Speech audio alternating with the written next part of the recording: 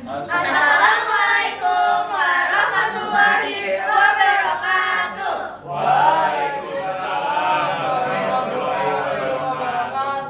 Baik, sebelumnya perkenalkan kami dari kelompok perlawanan Gorontalo yang akan memaparkan sejarah dari Gorontalo ini. Sebelumnya, perkenalkan nama saya Naila Nisa Oktaviani. Nama saya Mozara Syaristi. Nama saya Alifah Naila. Nama saya Syakira Dalkumanu. Nama saya Zainab Putri Pratama. Baik, langsung aja kita lanjutkan dengan timeline yang sudah kami buat, yang dimana timeline ini berisi perlawanan Banten yang terjadi pada tahun 1596 sampai dengan 1813, perlawanan Mataram yang terjadi pada tahun 1628 sampai dengan 1629, perang Padri yang terjadi pada perang Gorontalo yang terjadi pada tahun 1660 sampai dengan 1669, perang Padri yang terjadi pada tahun 1803 sampai dengan 1838, perang Diponegoro yang terjadi pada tahun 1825 sampai dengan 1830, dan yang terakhir perang Aceh yang terjadi pada tahun 1873 sampai dengan 1904. Nah, selanjutnya kita langsung aja membahas latar belakang dari perlawanan Gorontalo ini. Nah, untuk latar belakangnya itu sendiri, kerajaan Gorontalo adalah merupakan kerajaan yang terdiri dari dua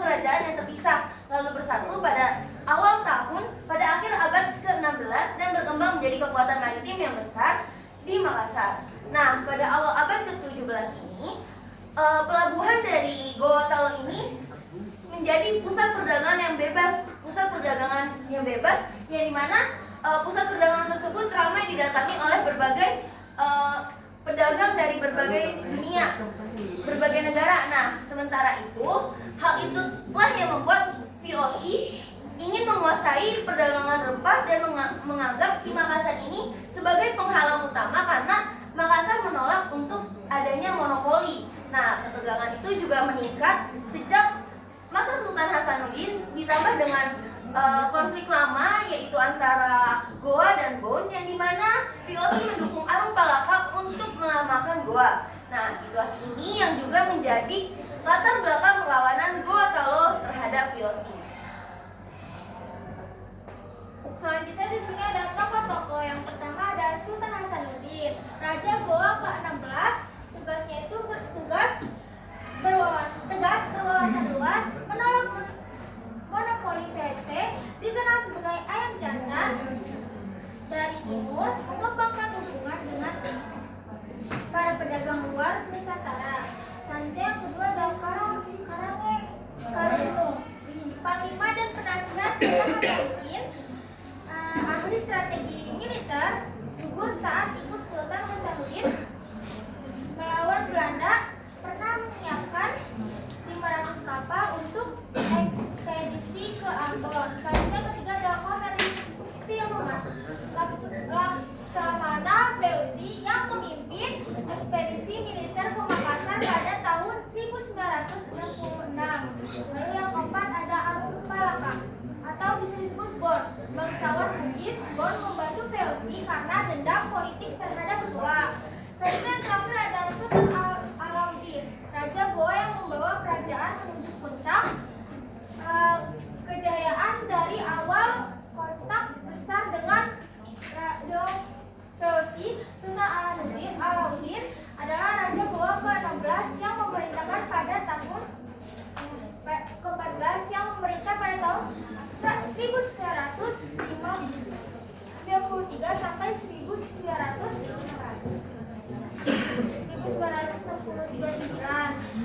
Ia adalah ayah dari Sultan Hasanuddin dan salah satu tokoh penting dalam sejarah Sulawesi Selatan. Baik, dilanjut dengan awal konflik dengan VOC. Nah, VOC ini didirikan pada tahun 1602 untuk menguasai perdagangan rempah-rempah di Nusantara. Nah, VOC ini juga ingin agar semua kerajaan hanya menjual rempah kepadanya. Nah, namun Goa menolak monopoli tersebut karena menentang prinsip perdagangan yang telah diterapkan selama berabad-abad. Nah, terus dari sinilah dilanjut dengan sikap Goa yang malah membuka akses untuk semua bangsa termasuk Portugis dan Inggris yang menjadikan hal tersebut menjadi ancaman bagi VOC. Nah, dari sinilah ketegangan tersebut menjadi meningkat karena VOC ini menganggap kalau si Goa ini sengaja untuk membuka pelabuhan tersebut. Sedangkan kan VOC ini tujuan awalnya ingin menguasai rempah-rempah di Nusantara. Nah, terus abis itu karena hal tersebut VOC kemudian memblokade Makassar dan berusaha untuk menguasai jalur perdagangan. Nah, kerajaan-kerajaan lain seperti Bon dan Buton dimanfaatkan oleh VOC untuk melemahkan posisi dari Goa Talo ini. Karena kan tadi dari yang sebelumnya dijelaskan kalau Goa Talo ini juga memiliki konflik lama yang terjadi antara Goa dan Bonnya itu. Nah, ini adalah peta dari kerajaan Goa Talo yang dimana ini adalah bagian dari Makassar dan ini adalah VOC yang sudah menguasai Malaka. Lanjut.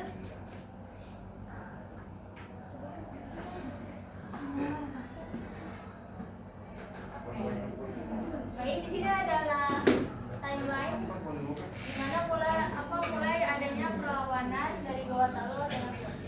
Kalian bisa lihat dari tahun 1600 sampai 1065 di mana Goa Talo itu sudah menjadi pelabuhan bebas kan. Nah, VOC ini memonopoli perdagangan VOC tersebut. Namun saat masa sebenarnya sih bukan pas masa Kesultanan Hasanuddin, tapi dalam masa Kesultanan Al-Walid yaitu sebelum Hasanuddin, VOC itu juga mencoba buat membuat ini perdagangan dengan dia, di mana dia ini perdagang di Goa Talo ini memonopoli itu, tapi ditolak. Jadi berapa kali VOC itu mencoba buat memonopoli perdagangan itu, namun ditolak. Nah, terus selain itu Goa Talo juga memiliki konflik dalam, yaitu antar kerajaan yang termasuk adalah kerajaan Bon, apalagi di mana dulu itu masih zamannya namanya menguasai daerah setiap kerajaan. Nah, Goa Talo pas masa sebenarnya sebelum masa Kesultanan Hasanuddin juga Goa Talo itu sudah mulai menyebar, entah dalam menyebar agama Islam atau menyebar kawasan Goa Talo. Namun saat dia ingin menguasai Bon, di mana di Bon ini selalu menolak untuk tunduk kepada Goa Talo. Nah, lalu pada tahun 1166 ini adalah puncak di mana udah mulai VOC itu membuat perang terbuka dengan Goa Talo, di mana VOC datang ke Makassar dan memblokade. Nah, memblokade itu maksudnya memblokade jalur perdagangan dari luar yang ingin masuk ke daerah Makassar. Lalu bentrokan awal terjadi di sekitar Pulau Lae-Lae. Nah, di mana waktu itu ada sebuah kapal yang kandas di daerah Pulau Makassar, di mana saat VOC mau memblokade jalur, dia tuh kandas kapalnya, lalu diserang oleh prajurit-prajurit Goa Talo. Yang Sultan Hasanuddin ini membuat ultimatum dari VOC. Lalu pada tahun 1167 VOC bersekutu dengan Arung Palaka dan menyerang dari laut dan darat. Nah, di sini VOC itu mencoba buat, saat dia tahu kalau dia namanya Goa Talo memiliki konflik dalam dengan Bon, akhirnya dia coba mengajak, yaitu salah satu tokoh warga di Bon itu namanya Arung Palaka, mengajak buat kontribusi untuk menyerang VOC. Akhirnya Arung Palaka mau untuk menyerang VOC dari strateginya dari laut dan jalur laut dan darat. Lalu pada tanggal 18 November tahun 1907, Goa dipaksa menandatangani perjanjian Bonggaya yang dibuat oleh VOC. Lalu pada tahun 1998, Goa diam-diam memperkuat benteng dan memobilisasi rakyat. Jadi ketika Sultan Hasanuddin telah menandatangani perjanjian Bonggaya, dia tuh nggak nyerah, dia tetap ingin kembali lagi seperti dulu kekuasaannya. Nah, VOC menilai perjanjian dilanggar dan menyerang lagi, di mana saat Sultan Hasanuddin diam-diam membuat prajurit atau diam-diam membuat organisasi untuk menyerang VOC lagi, lalu mereka menyerang. Nah, VOC mengira kalau Goa Talo telah melanggar janjinya, akhirnya dia siap untuk menyerang lagi. Lalu pada tahun 1969 VOC dan Arung Palaka melancarkan serangan final, yaitu dia menyerang lagi. Nah, pada tanggal 24 Juni 1999 benteng Somba Oku direbut. Nah, akhirnya Goa resmi takluk. Nah, terus Sultan Hasanuddin turun tahta karena dia sudah tidak sanggup untuk peperangan yang cukup lama. Nah, pada 1967 wafatnya Sultan Hasanuddin.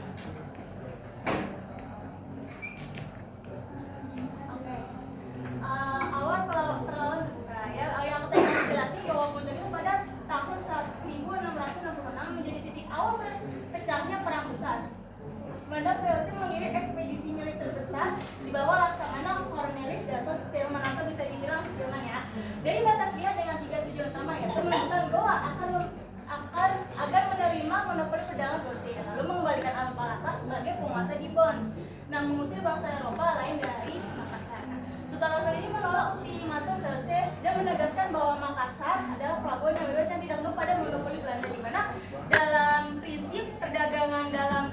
Taala itu mereka tuh punya prinsip bahwa hasil tanah di bumi itu maka dirasakan oleh semua makhluk di bumi. Nah, secara VOC ini ingin memonopoli agar hasil perdagangannya di Gua Taala itu khusus untuk VOC doang. Akhirnya Sultan Hasanuddin menolak gitu. Nah, terus lalu selanjutnya itu penolakan ini membuat VOC memblokade laut yang tadi aku jelaskan, lalu menyerang kapal-kapal Makassar dan memperbanding benteng pesisir.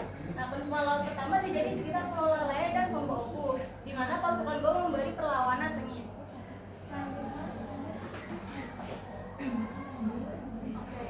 Lalu pada tanggal 1627 VOC memperkuat serangan dengan menggabungkan armada laut modern dan pasukan Arung Palaka. Serangan dilakukan dari dua arah, yaitu VOC menyerang dari laut dengan berbanding meriam, lalu Arung Palaka menyerang dari daratan, yang mana dia memotong jalur logistik Goa. Nah, Goa memiliki sistem benteng berlapis dan armada laut kuat, namun harus menghadapi, yaitu otomatis kan teknologi senjata Gua Taala dengan VOC itu beda lebih jauh, dimana VOC itu lebih maju senjatanya. Nah, sementara Gua Taala itu mendapat alat serang itu karena dia itu kan jalur perdagangan bebas, otomatis dia menjalin hubungan dengan berbagai negara-negara lain. Nah, di situ dia menjalin hubungan maka dia bisa dapat senjata untuk menyerang VOC. Nah, kekurangan logistik akibat blokade. Nah, wabah penyakit dalam benteng. Jadi saat mulai peperangan ini di daerah Sulawesi ini terdapat sebuah virus. Nah, virus itu adalah virus tropis yang terkenal itu salah satunya adalah malaria dan tifus, di mana warga-warganya itu rata-rata tuh terkena penyakit malaria dan tifus. Lalu tekanan dari sekutu lokal VOC. Nah, satu persatu benteng sendiri jatuh, termasuk penaklukan hingga VOC mengepung pusat pertahanan Goa di Menteng Somboku. Jadi tuh jalan ceritanya tuh saat sebelum ini dimulai, Sultan Hasanuddin kan lagi ada konflik sama Bon. Dia itu menyuruh salah satu laksamananya itu buat turun tangan menyelesaikan masalah di Buton. Buton itu dekat dengan Bon. Nah, ada salah satu laksamana dikirim dengan 700 kapalnya. Nah, dikirim dari dua belah lawak. Otomatis kan Sultan Hasanuddin itu kan kekurangan salah satu laksamana terpercayanya karena dikirim ke Buton buat menyelesaikan masalah konflik di sana. Nah, Selama ini dia itu mencari ruang kosong di mana salah satu laksamana Sultan Hasanuddin nggak ada. Dia mencari ruang kosong buat menyerang ke Gua Taala dengan Arung Palaka. Nah, karena dia bilang kalau VOC itu sudah tahu bahwa ada masalah dengan Bon, yaitu salah satu Arung Palaka. Jadi dia mengajak Arung Palaka buat bersekutu. Nah, awalnya Arung Palaka itu menolak, tapi karena dia sudah muak karena kerajaan Gua Taala memaksa buat menguasai Bon, ditambah saat pemaksaan itu masih zamannya perbudakan. Jadi ada beberapa warga Bon atau Buton yang ditinggal Arung Palaka itu dijadikan budak oleh kerajaan Gua Taala untuk membangun benteng. Nah, akhirnya dia bersekutu dengan VOC untuk menyerang Gua Taala dengan strategi di mana Arung Palaka itu menyerang lewat daratan, sementara VOC menyerang dari lautan. Oke, selanjutnya kita ke isi dari perjanjian yang Bongkar ya. Nah, setelah kita pengepungan panjang nih, jadi Sultan Hasanuddin itu dipaksa mendatangani perjanjian Bongkar. Nah, isinya itu pertama, kerajaan Goa ini harus menyerahkan benteng-bentengnya kepada VOC. Yang dimana ini tuh berarti Goa ini kehilangan kontrolnya atas pertahanan dan wilayah strategisnya yang membuat VOC ini semakin kuat di Sulawesi Selatan. Nah, yang kedua ini Goa harus mengakui kekuasaan VOC sebagai satu-satunya pihak yang berdagang. Dengan ini tuh VOC ini dapat memonopoli perdagangan di Goa dan menghancurkan ekonomi Goa yang sebelumnya bergantung pada perdagangan bebas. Terus yang ketiga ini Arung Palaka diangkat sebagai Raja Bone.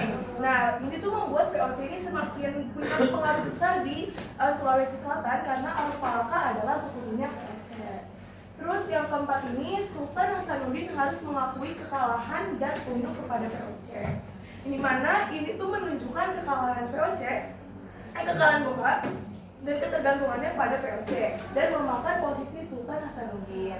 Terus yang kelima, VOC ini mendapatkan hak monopoli atas perdagangan rempah-rempah. Ini mana VOC ini semakin menguasai ekonomi Goa, terutama perdagangan rempah-rempah yang sangat berharga. Terus yang keenam, Portugis dan bangsa Eropa lain dilarang berdagang di Makassar. Yang dimana ini tuh membuat VOC jadi satu-satunya kekuatan Eropa di Makassar Makassar dan menghilangkan pesaing. Nah, yang terakhir ini wilayah kekuasaan Goa ini dipersempit. Ini tuh jadi Goa ini bakal kehilangan wilayahnya dan makin lemah sehingga bergantung pada VOC. Nah, jadi perjanjian ini tuh sangat merugikan Goa karena dia menghilangkan kedaulatan ekonomi dan militer kerajaan. Namun, meskipun telah menandatangani perjanjian, Sultan Hasanuddin itu tidak sepenuhnya menyerah. Beliau tuh masih berusaha melawan pengaruh VOC secara diam-diam.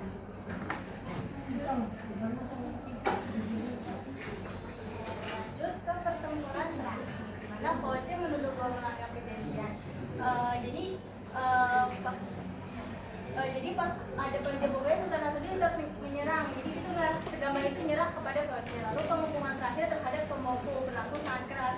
Meski pas Sultan Makassar bertahan mati-matian, tetapi tetap pokok VOC dan membuat itu menembus bentengnya. Nah, pada tahun 1699 Somboku jatuh. Nah, Sultan Hasanuddin kemudian bertahta dan kemudian wafat. Nah, pada tahun 1670 akhirnya beliau dikenal dengan julukan ayam jantan dari timur atas keberaniannya melawan penjajahan. Selanjutnya lagi perlawanan Gotalo pertama Raja penuh melalui kombinasi kekuatan militer, struktur lokal dan strategi politik. Kedua, perjanjian Bongaya pada tahun 2007 itu dilakukan dan diperketat setelah perang. Dan yang ketiga, ada kerajaan Goa harus menyerah dan kehilangan kedaulatan politik serta ekonomi.